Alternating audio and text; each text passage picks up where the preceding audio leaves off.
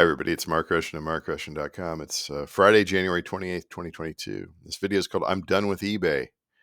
I'm done with selling on eBay.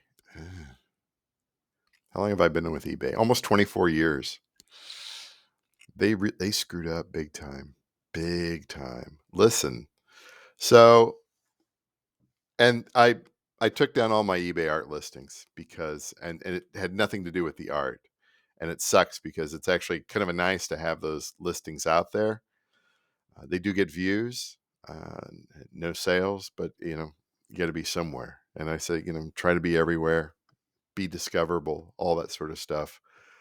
But when the company that is the interface for that buyer and seller relationship, when they stick their nose in there and due to automation and outsourcing and bad business processes, then it's like it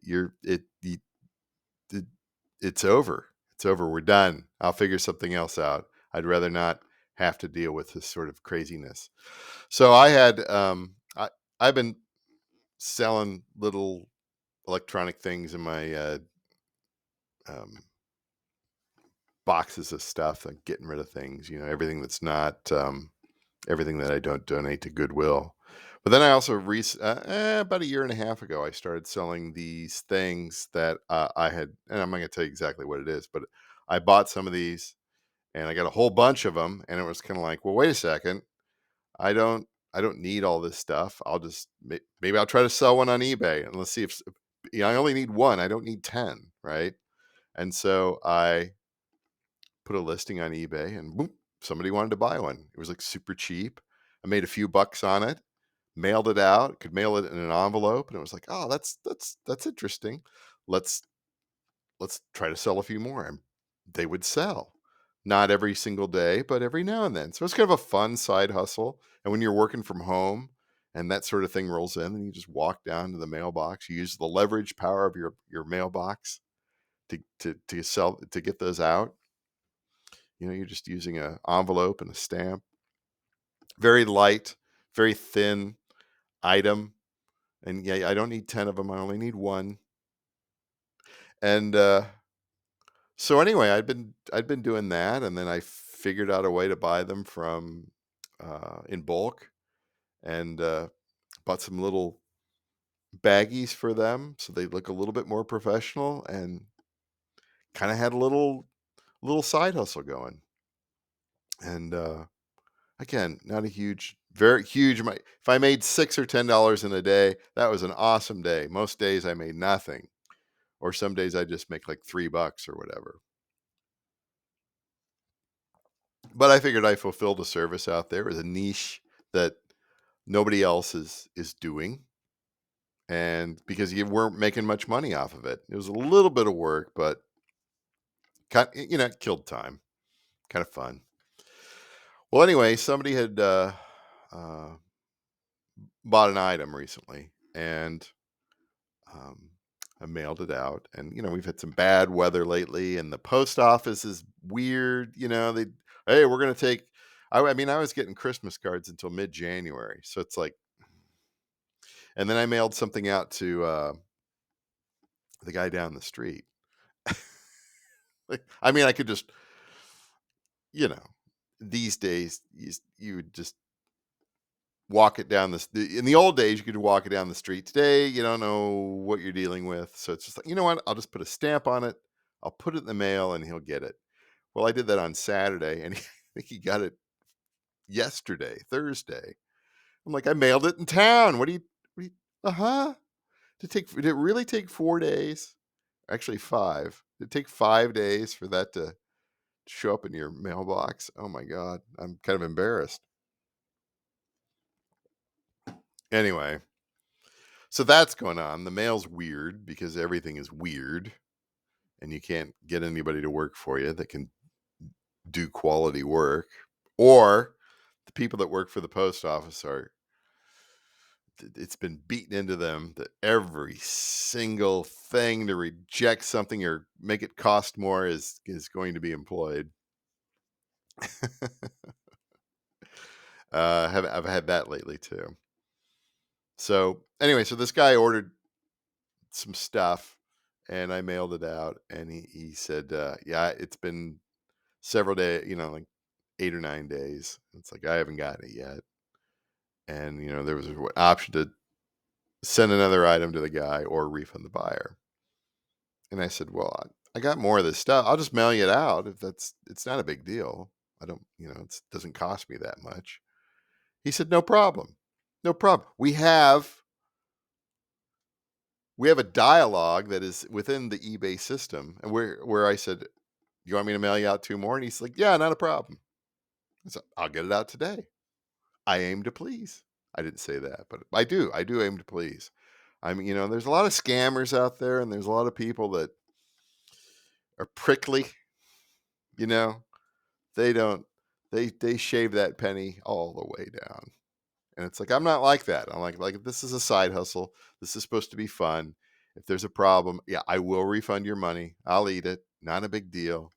It's not a big deal. So anyway, that happened, and then 3 days later, 3 days later, eBay contacts me and says, um, "Oh hey, you didn't provide a tracking number, or you didn't refund the money to the buyer, so we've just gone ahead and decided to refund the buyer." And I'm like, "That's it. Yeah, that's it. I know what happened there. There was like some sort of automated process, and the default is going to be, well, if you don't have a tracking number, we're going to refund the buyer." And it's like, but we have this. He and I talked. Where there's a text that it's out there. It's you can go and take a look at that. The automation process didn't do that. So that's the business process that they came up with. It's like, but I didn't know that. I didn't, it was kind of like when I was contacted, it was sort of like, contact the buyer is contacting the seller.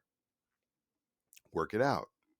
It didn't say anything that you have to provide a tracking number or you have to refund the buyer. And if you don't do that within a certain time period, we will automatically do that. I don't remember seeing that. I remember it was like talk to the buyer, come up with a solution. No problem. We came up with a solution. And then eBay stuck their automated nose in, refunded the buyer. I sent an email and said, what are you doing? What are you doing? And then later on, I got an email through eBay's system, but it was also sent via email from somebody. I don't know where he was. It must have been like, his name looked like Kyrgyzstan, right? It's all those K's and Z's and C's. It could have been Polish too, which is probably what it was. And the way the email read, it sounded a little scammy. It also sounded a little bit like he was selecting sentences like almost kind of like idiocracy. It was kind of like, but the way that it read, it was a little clunky, a little clunky.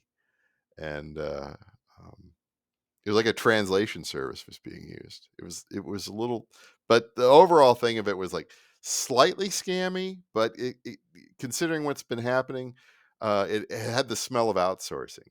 It had that odor. It had the odor of outsourcing. So I was like, this is fascinating. Like the business process screw up combined with automation combined with outsourcing. And so I'm just like, that's the trifecta as far as I'm concerned. I'm out of here. I'm out of here. We're done with the side hustle. What I have left is I'll use that for the rest of my life and beyond, or I'll donate it. It's not a big deal. I'm done with that. I don't have time to deal with that sort of stupidity. And I think I had like one other thing that was out on eBay that was for sale, one of my old iPads, and I dropped the price to the point where I knew one of the 6 watchers was going to snap it up, and like that they snapped it up. So I just got back from taking it to the grocery store where you can drop off the prepaid mail, the boxes, and so he'll probably get that maybe tomorrow, maybe Monday. That'll be good. Shouldn't be any problem. Packed it beautifully, It's in one of those priority mailboxes. It's got the automatic tracking. So, and then I was going to sell my iPad Air because it's stuck at iOS 13. I think I'm going to keep it. I think I'm going to keep it until that thing is on cobwebs. And, I think I'm just going to do that. I'll figure out a way to kind of maybe try to chain those iPads together for musical instruments. I'm not going to sell it. Yeah, I could probably get 70, 80, 90 bucks maybe on it, even though it's a bit old. But yeah, I don't want to sell anything additional through eBay anymore. And I was prepared to just donate that iPad because it's, it was hardly any money. It was just, it was a first generation iPad, the one from 10 years ago, 10, 11 years ago. And it was in great shape. The battery still worked great. I used it regularly. It's just old and it's stuck on iOS 5.1.1. But anyway, so I got a call this morning. From 801, which is Utah, which, everybody's getting the scammy phone calls. It's funny. Google can't stop the scammy phone calls, can we? No, we can't. And so, and there was no sort of indication that it was from eBay. There was nothing on the caller ID. It was 801 and it said Utah. And of course, I answered the phone the same way. If I don't know who it is, I say, "Good morning, Utah." And she was a real piece of work. She was a real piece of work working for eBay, working in Utah, and wouldn't let me talk. And I was like, "You got to let me talk here." And I explained this thing, and I'm just like, "I'm done. I'm done selling on eBay. I might buy some things in the future, but I'm going to look for alternatives. I'm done. I'm done. You guys have destroyed. You guys stuck your little automated outsourced noses into the buyer-seller relationship when there was not a problem, and you have destroyed it. I can't trust you anymore." I know a lot of people over the years don't trust eBay because people have been scammed and all that sort of stuff. I've seen it for years. I've had some scammy stuff too. Typically, the eBay guarantee and the PayPal guarantee that sort of massaged it. That made it a little bit better. But this, I'm sorry that I don't understand the intricacies of your corporate bureaucracy with regard to every single thing with regard to buying and selling on eBay. I'm sorry I don't understand that. It's kind of it's like dealing with the post office. There's so many rules. So many rules. They bake so much complexity into it. You're just like, is this really necessary? Is there anybody out there saying, is this really necessary? Does everybody need to have two-step verification? Two-step, three-step? Christ. Like square dancing. It's terrible. It's like I want to get away from I gotta get away from the cell phone, you know? There's a guy I know that he had to give up his BlackBerry because Cricket wouldn't even use it anymore. Not happy about it. He liked his BlackBerry and the theoretical security that it offered. But anyway, so I ended up hanging up on her because she just was just like filibustering me. Our apologies and blah blah blah blah blah. And we're just trying to be nice and good. And I'm just like, you tech people do not know when to stop, right? Like the buyer and the seller did not have a problem. We worked it out. Did you not? Well, we saw that, but our process is blah blah blah blah blah blah blah blah blah blah. Okay, you know what? I'm not going to participate in that anymore. We're done. Divorce. We're done. Corporate divorce. Like you're again. It's the thing I've talked about for years. You're not treating me like a business partner. You're treating me like a cost center, or you're treating me like subordinate, right? We're business partners. Like, I'm using your platform to try to, you make fees off me. Yeah, we have to deal with all this extra stuff and scammers and the post office not working. There's so many moving parts in between. I get it. I get it. It's not easy. But, you know, when your business processes involve automation and outsourcing, and you compound mistakes, yeah, I'm not going to do it anymore.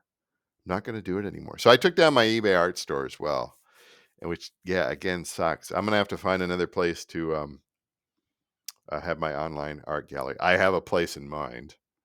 It's not the optimal place, but it's one that I know. It's the devil I know. And, we'll see. It's just nice to have that stuff out there and a place to point to, and maybe somebody will see it and enjoy it. Maybe want to. Who knows, right? So anyway, but that I'll think about that down the road. That's additional work, but and again, the eBay art store was just a stopgap, and I did learn a lot from putting my art in the eBay art store.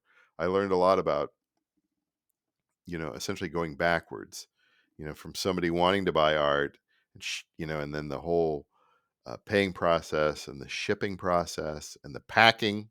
You know, that's why I went to standardization sizes, so that I know all of my weights, so that I know, do my paintings fit in, priority mailboxes? What sort of packing do I need? What are my charges? All that sort of stuff. It was a good exercise in doing that. Kind of what's the word? Standardization, you know. But yeah, we're done. Yeah, thanks for the lesson. We're done. I'm hungry. I'm gonna go eat lunch and then back to the day job here. But that's it. Yeah, I'm too old for this. Danny Glover and Lethal Weapon. I'm too old for this. I know he said a little bit more, but I don't need to say that. I don't need to talk like that. So talk to you later.